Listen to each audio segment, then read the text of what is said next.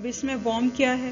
अ computer warm, ये warm वो insect वाला वॉर्म नहीं, ये कंप्यूटर का वॉर्म है इन नेटवर्किंग, ठीक है।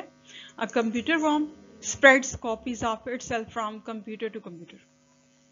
फिर ये एक सिस्टम से दूसरे सिस्टम में, कंप्यूटर में अपनी कॉपीज जो है अपने यानी वायरस की कॉपीज उसको मुंतकिल करता है, फैलाता है। A worm can replicate itself without any human interaction, ये खुद ब खुद ही फैलता जाता है, ठीक है, यानी कि हम इसको ऑपरेट करेंगे तब ऑटोमेटिकली ये स्प्रेड करता है डिवाइसेस में, चीज़ों में। It does not need to attach itself to a file और प्रोग्राम टू कॉज डैमेज।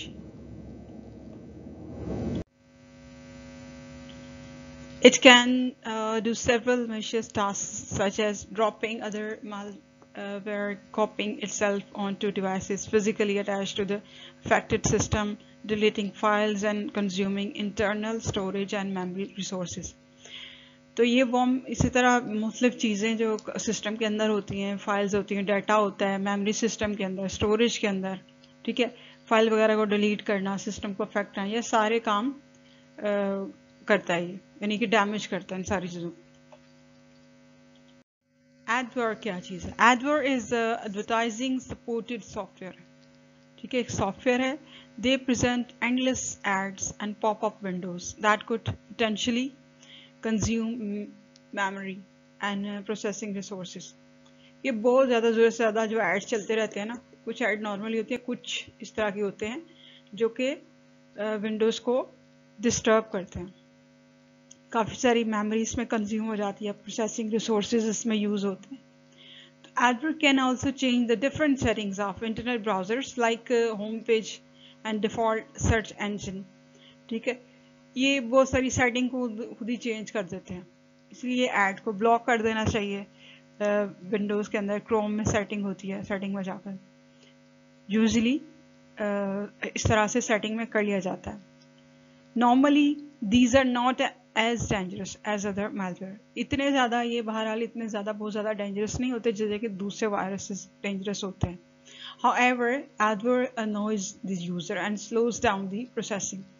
बात यह है कि इससे इस्तेमाल करते हुए, जैसे हम यूज़र हैं, हम पीसी इस्तेमाल करते हुए इरिटेट ज़रूर होंगे क्योंकि आप बार बार ये बीच में डिस्टर्बेंस आ रही है, ऐड आ जाता है, ऐड आ जाता है, ठीक है, और इसमें ऐड की वजह से रिसोर्सेज यानी इसमें ज़्यादा चीज़ें लग रही होती हैं, टाइम वगैरह, फिर मेमोरी के हिसाब से और प्रोसेसिंग के हिसाब से ज़्यादा रिसोर्सेज यूटिलाइज होते हैं, तो फिर जो एक्चुअल जो हम टास्क कर रहे होते हैं उसमें प्रोसेसिंग की जो स्पीड है वो मुतासर होती है, वो कम हो जाती है।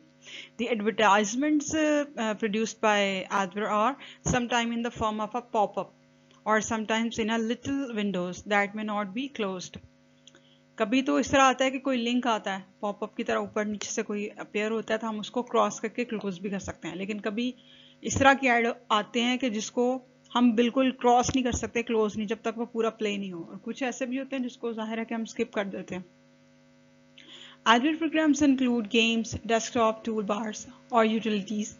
Commonly, Adware is web-based and collects web browser data to target advertisements, especially pop-ups. ठीक है, तो मोस्टली ये ज़्यादातर कहाँ पेजेस पे होते हैं, ब्राउजर्स पे यानी वेबसाइट्स के ऊपर होते हैं।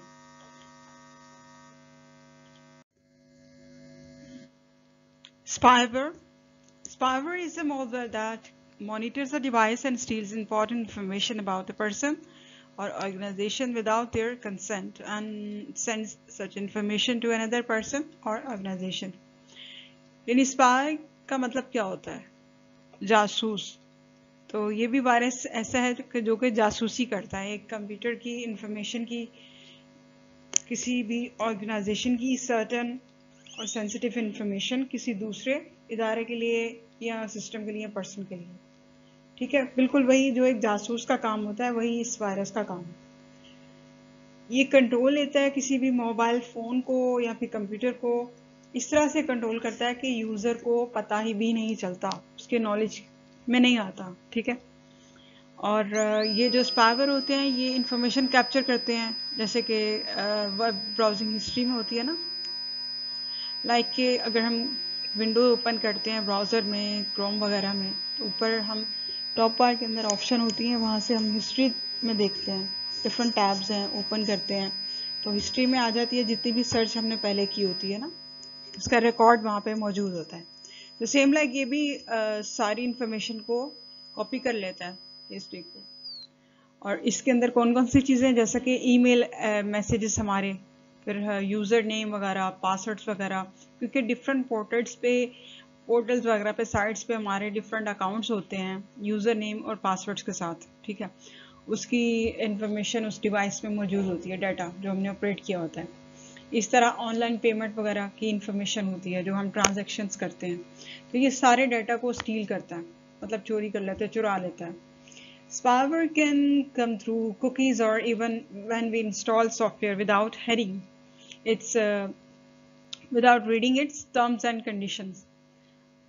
ये कुकीज जो होती है ना, बाज़ वक़्त वेबसाइट पेजेस के ऊपर आ रही होती हैं कि कुकीज़ है, इनको अलाउ करना है कि नहीं, इस तरह से। तो इनके थ्रू, जरूरी नहीं कि हर कुकीज़ के लिंक के थ्रू हों, लेकिन इसके थ्रू भी ये वायरसेस एंटर हो सकते हैं। और इसके अलावा कभी कभार जब हम कोई सॉफ्टवेयर इंस्टॉल कर रहे होते हैं ना, ऑनलाइन कर रहे होते हैं, ठीक है, तो उसके थ्रू भी कभी कभार कोई वायरस एंटर हो जाता है, इस तरह का वायरस सिस्टम में।